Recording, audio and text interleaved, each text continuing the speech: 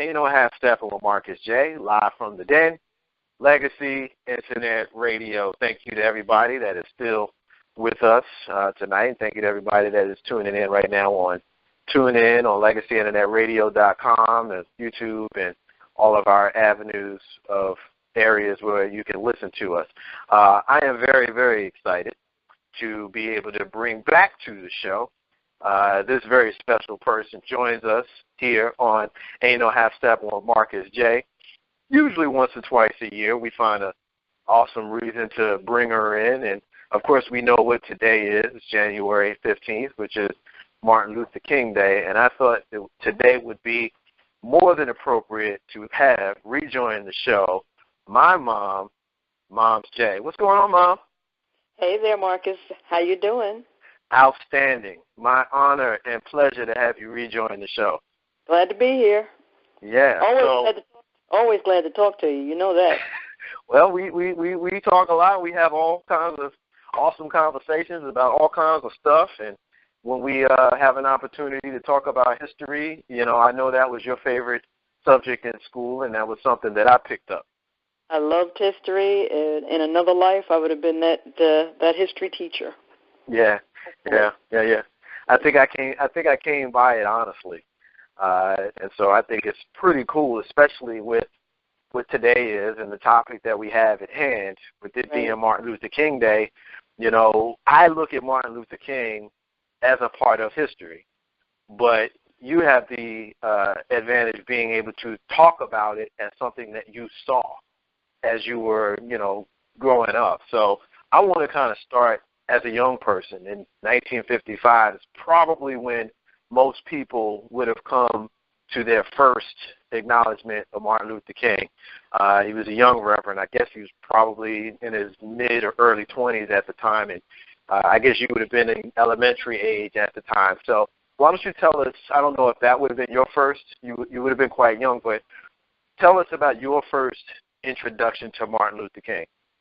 Well, I guess yes, I was young, but it was something that was, you know, playing in the background. You know, the things that were going on in the South. I didn't have the experience. I didn't have the experience that the young people my age were having in the South. Okay, but we knew what was going on. Right.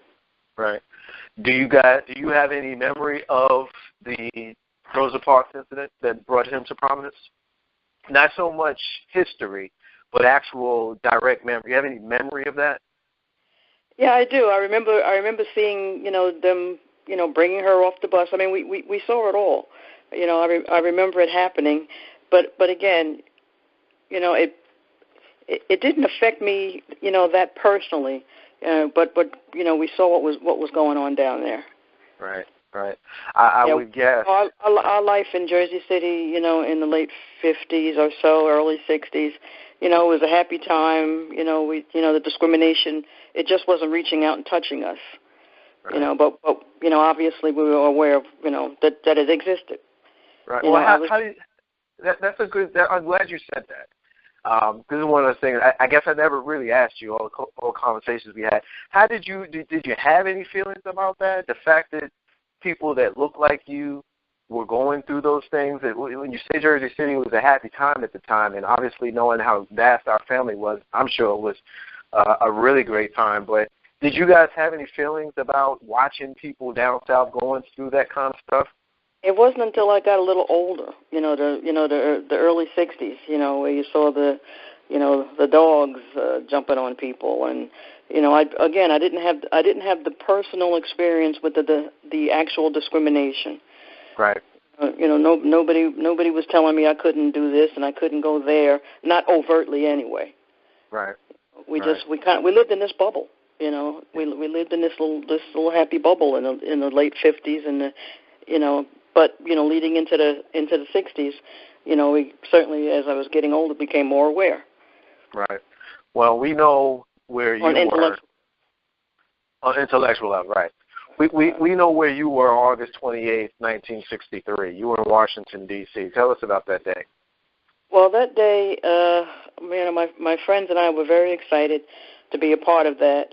We were active with the Jersey City branch of the NAACP, and they were organizing the buses to go down.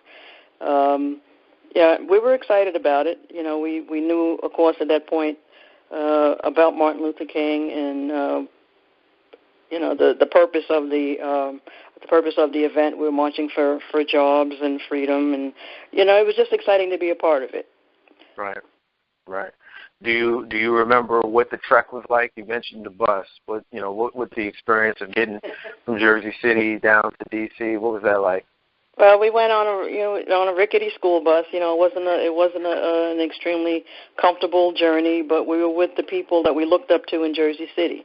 You know, people whose names, you know, if you're an old Jersey City, you know, person, you know, who were involved with NAACP, you know, there were Mr. You know, Fred Martin and Bill Thornton, and we looked up to people like this, and they were involved. So, you know, we were just glad to go.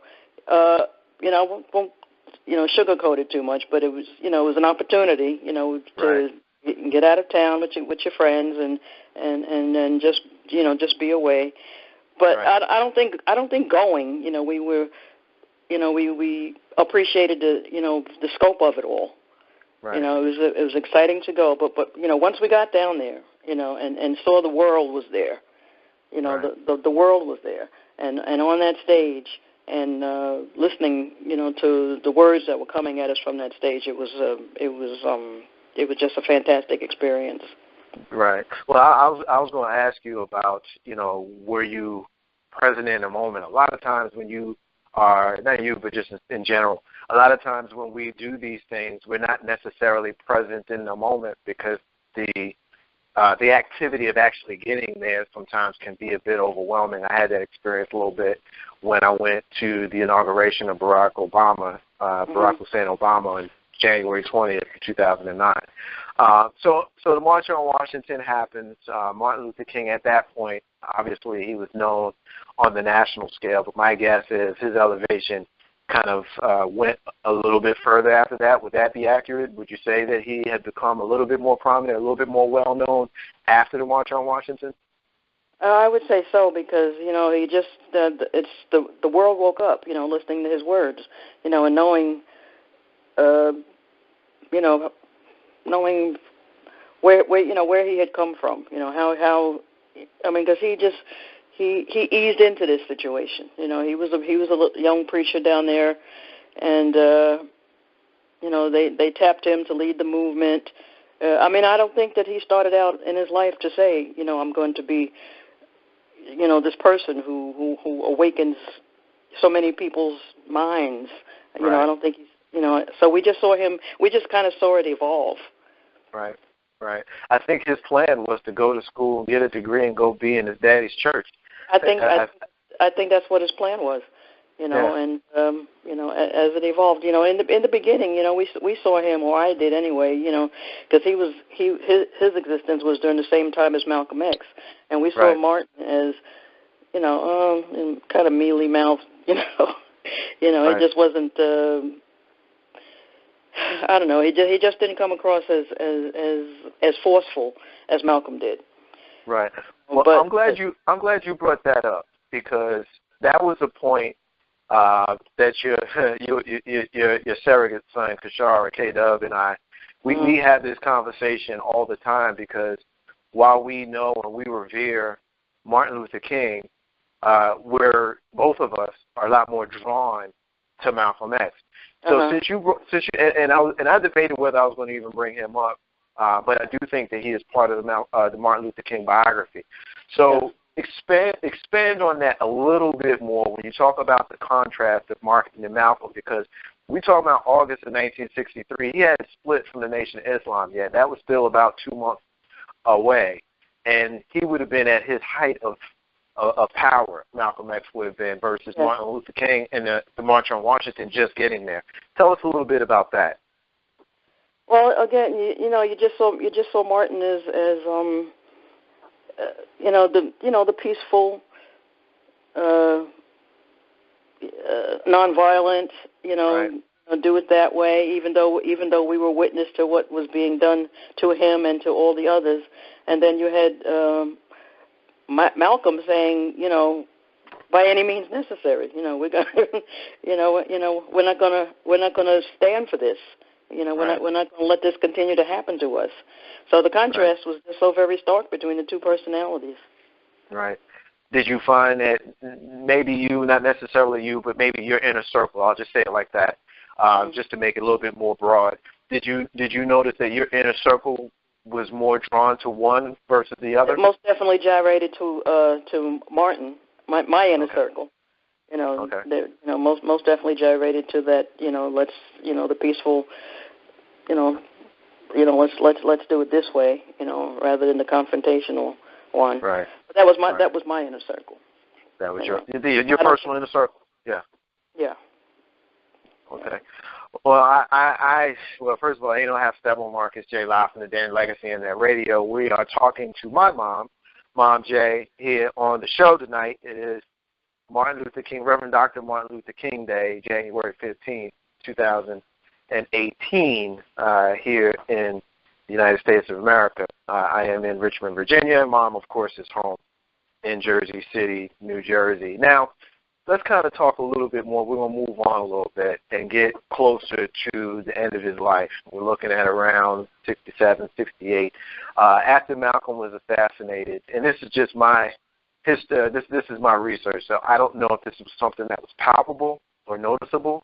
So just let me know if you agree or disagree with the statement. But after Malcolm was assassinated in February of 65, it appears that Martin, obviously angered by that, you start to hear or see a little bit of a shift in his rhetoric. Of course, he never actually gets to it by any means necessary, but he does seem to get a little bit more forceful in his rhetoric all the way up to his assassination.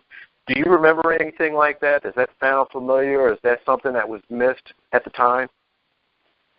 Well, it just seemed, as we got more into protesting what was going on with the war,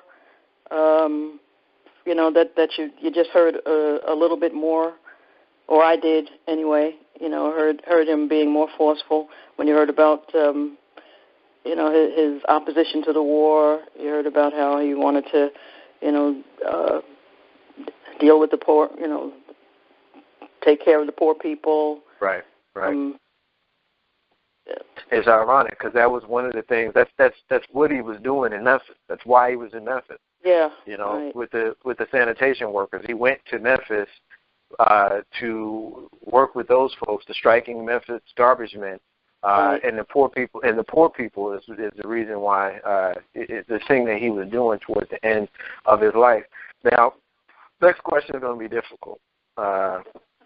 April 4th, 1968. There are a lot of days that we have in our lives where we know exactly where we are. Someone your age will probably remember November 22nd, 1963. That's true. You obviously would probably remember April 4th, 1968. Do you remember that day prior to getting that information? Anything about that day? It was a day. It was a day like any other day, and I do recall the moment that I heard it, and because I was at home, I was at home, and we were concerned because we were afraid of rioting or something happening in Newark most particularly. But I was at home. I heard about it. I turned on the news. I watched the news. And just another disbelief that this had happened. Right. And fearing what was going to come next. Right. Well, obviously, for those folks who may not be familiar that are listening to us around the country and around the world, if you're unfamiliar with the geography of Jersey City and Newark, I mean, you're literally talking about, one or two towns over, depending on which way you go. And you can get to pretty much any, you can get to Newark from any part of Jersey City in probably about 10 or 15 minutes at most, at most. So it's right there. My point is the riots and stuff was right there, and those riots were well known. You were hoping that they didn't make their way to Jersey City? Is that what you're saying? Are you saying? No. Yeah. Did it ever end up getting to Jersey City? No, not that I recall. It didn't. Yeah. Well, those riots went on all over the country in the immediate aftermath. Your immediate circle, did you guys, get together, console each other? What was that like? Not so much as we did after, ironically, JFK. Okay. Okay. It seemed that there was more, hand holding and sadness. You think maybe it's because he was the president? Not that there wasn't, but this is just us now. Again, it's where I was. I was at home. Right. I was at home when I heard this sad news. Yeah, my guess is maybe because he was president. With Kennedy, I was out. I was standing on the train station, right at Rockefeller Center, with a whole lot of other people. Right. Well, I think what may have been part of it, and correct me if I'm wrong, obviously I wasn't there, but you guys probably were a little bit world-weary by the time Martin Luther King was murdered, because you had seen Kennedy, you had seen Medgar Evers, you had seen Martin Luther King, you had Vietnam going on for a while at the time. You were probably just tired. Yeah. Well, that's true. It got to be very eventful during that time. Yeah. And 2 months later, you had Bobby Kennedy. I mean, my goodness. Yeah. So, in the immediate years following his murder on April 4th, 1968, did you notice any? I don't even know how to phrase the next question. Was it different? Was I don't know if being black in America is the question, but just did you notice any differences in America with that void now being there? Because at that point through your entire adult life, well, actually through most of your life, he came into national prominence while you were in elementary school. So at that point, you didn't know anything other than having Martin Luther King around. Now he's not there. Did you notice any difference in the world at all? I don't know. That's hard. I guess our focus kind of shifted to, other people. Jesse Jackson. We had more. In comparing it to today, there were other people on the scene. Who, well, I won't say. Carried on for him. Yeah. Right. Yeah. Well, you had Ralph, and you had Andy, and you had Jesse. We had Whitney Young. There were people, that you looked up to. Right. Carried on, I think that's one of the things that people my age, I don't know that you and I have ever had this conversation. One of the things that people my age, 40s, sometimes have a little bit of problem with is that we, black people, always seem to have to need some sort of leader.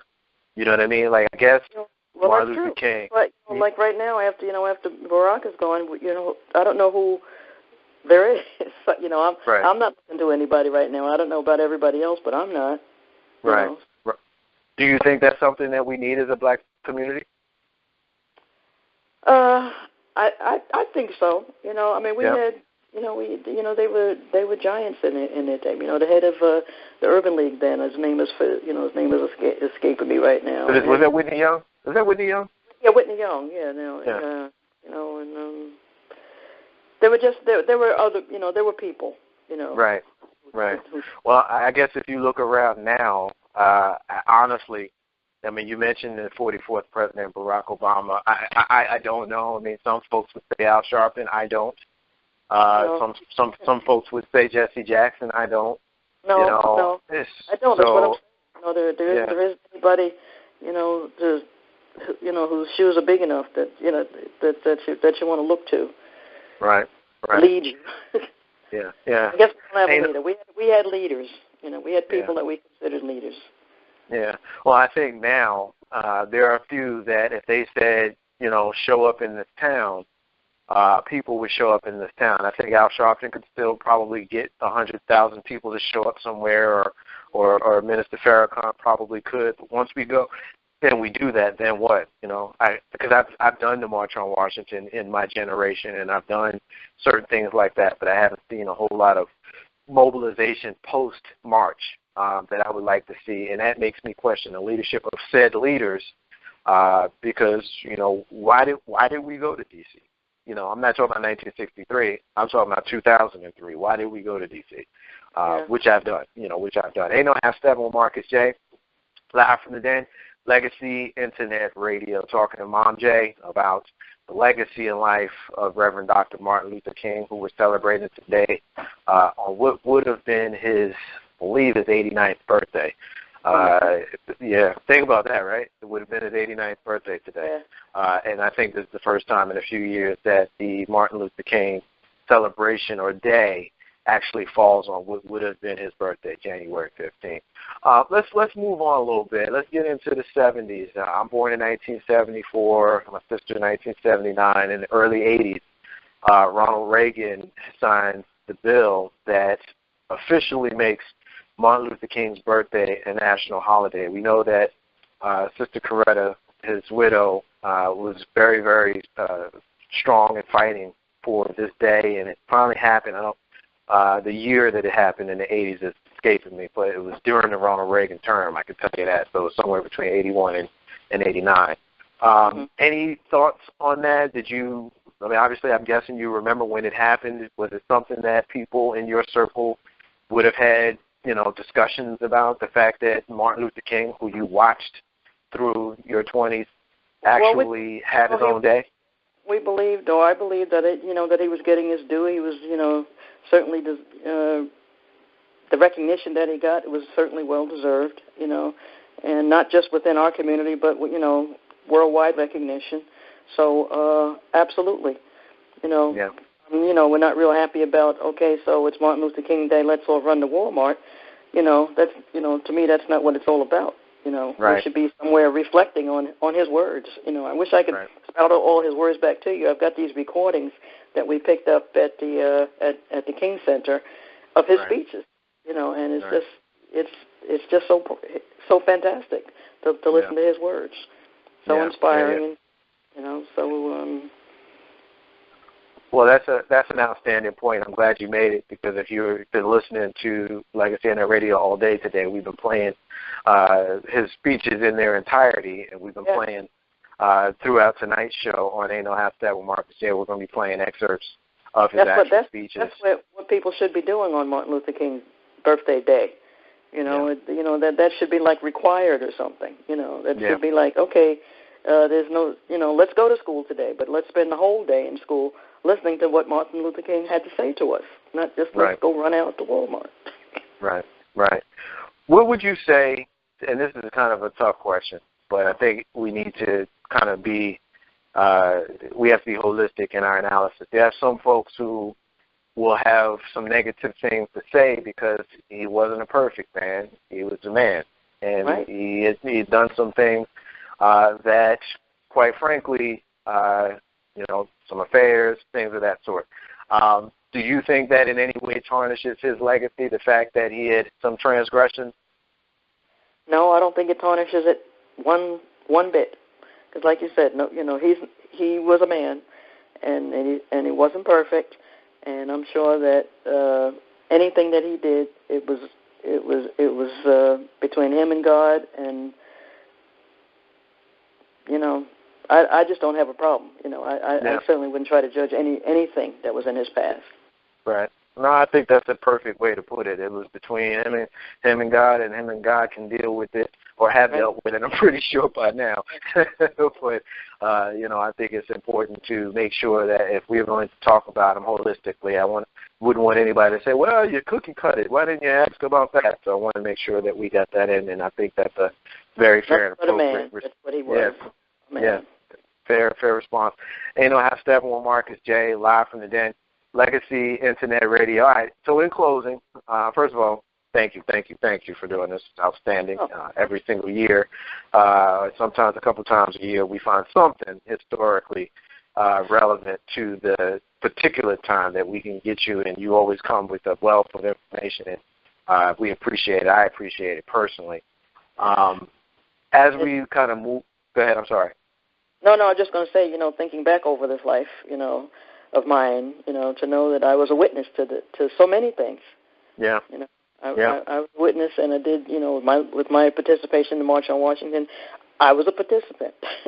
I've seen the whole thing, from Brown back in the early 50s, through the civil rights movement and bringing us all up to today. And I just feel very blessed to have done that, to still be here. Right. It's funny, you were saying that we talk about that a lot around the Den and around Legacy and that radio about some of the things that we've been able to see, those of us born in the 70s, and we're looking at how technology has changed. But I think the baby boomer generation, you guys really have just this blessing to have been able to, some stuff not so great, but a lot of stuff outstanding. When you think back on history at the things that you've been able to see, and maybe some of those things maybe during your youth, and you may not have had the kind of recollection that you'd be able to have to some of the later things. But man, I mean, it's just like you said. We have, that we have in retrospect, as it was going on, did we really appreciate, what was happening? Right. It actually leads me to a question that you mentioned something earlier, and I meant to get back to it, and I didn't. So we're going to go backwards a little bit for just a minute before we close it out. But you mentioned seeing the water hoses and stuff on television. I've always been under the impression that was, and it's just my research, I could be wrong, but since I got you, you can tell me. I've been under the impression that was kind of the turning point to the civil rights movement when liberal white folks and northern black were able to see what was going on in the South with regard to how black people were being treated. Any comment on that? No, I think that's very true. Because that's one of the things that my recollection is very clear, of turning on the TV and seeing Bull Connor and his guys with their dogs, sticking their dogs on people and knocking women down and beating on people that looked like my Aunt Janie. I mean, it was an incredible experience. And yes, that's true. I think that's when a lot of people woke up. Yeah. That just like with the Vietnam War, when that came to television, that's when a lot of people say, well, wait a minute, what's going on? Why are we doing this? So yeah, that's very true. Definite turning point. When you were able to see it. I mean, I watched in real time John Lewis getting knocked down on that ground. As it happened, I saw it. So it's just an amazing thing. Right. And as a perfect bow to put on this interview, John Lewis is the only person that's still alive that was a speaker on August 28, 1963, at the March on Washington. He spoke first, and he's the last one to pass away. Yeah, he's the only one left. It was 10 of them, and he's the only one left alive. How about that? That's incredible. And I hope John Lewis will, this is just taking this in a whole other direction. But I'm hoping that John Lewis will be somebody who will lead the boycott on the day that Trump addresses the nation in the joint session. I hope the Congressional Black Caucus is not there for him to stand up and look down and say whatever nonsense comes into his mind. Right. What do you think of the fact that through all that you've seen, I don't know, the tactful way to ask the question, I'll just be blunt, of all the presidents and things that you've seen and how they've behaved and performed, particularly on the heels of a black president, and of course with it being Martin Luther King Day today, what do you think of the president that we have now with regards to how he relates to certain communities versus others? Well, I certainly believe that Donald Trump is a racist person, and he doesn't relate to me. I mean, he's just, I don't want to say any horrible bad word, but I just wish that. Huh? No, that's fair. I understand. I hear you because I usually try to avoid doing that myself because if I spoke freely, then I would speak out of character, and that's right. I don't want to say anything out of character. I've been listening this week. I'm truly upset. That's why I'm on the State of the Union thing right now, and I hope that our people will just simply turn their backs, as I wish they had done in the Oval Office the other day. But they won't.